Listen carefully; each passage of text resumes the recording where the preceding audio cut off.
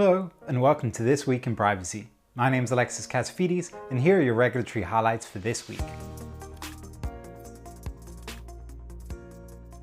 The California Privacy Protection Agency Board issued an invitation for preliminary comments on proposed rulemaking under the CPRA.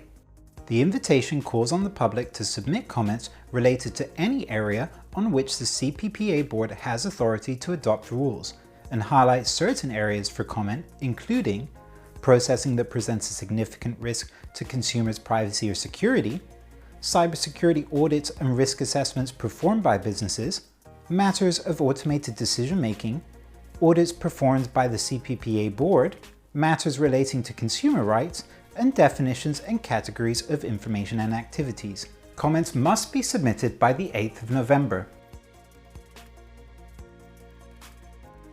Quebec's Bill 64 received royal assent after being passed by the National Assembly.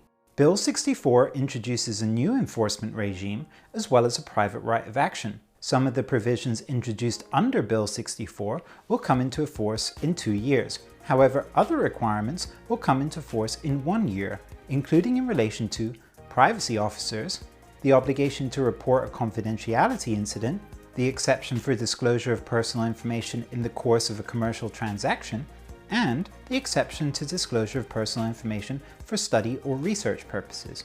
Requirements around the right to data portability will enter into effect in 3 years. The US Congressional Research Service published its report on the EU-US Privacy Shield and transatlantic data flows.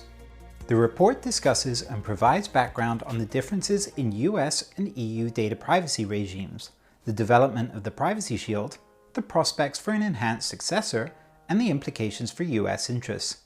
Issues outlined for Congress to consider include exploring changes when authorizing and overseeing surveillance programs, strengthening the Privacy and Civil Liberties Oversight Board, considering comprehensive national privacy legislation, and providing greater authority to the FTC.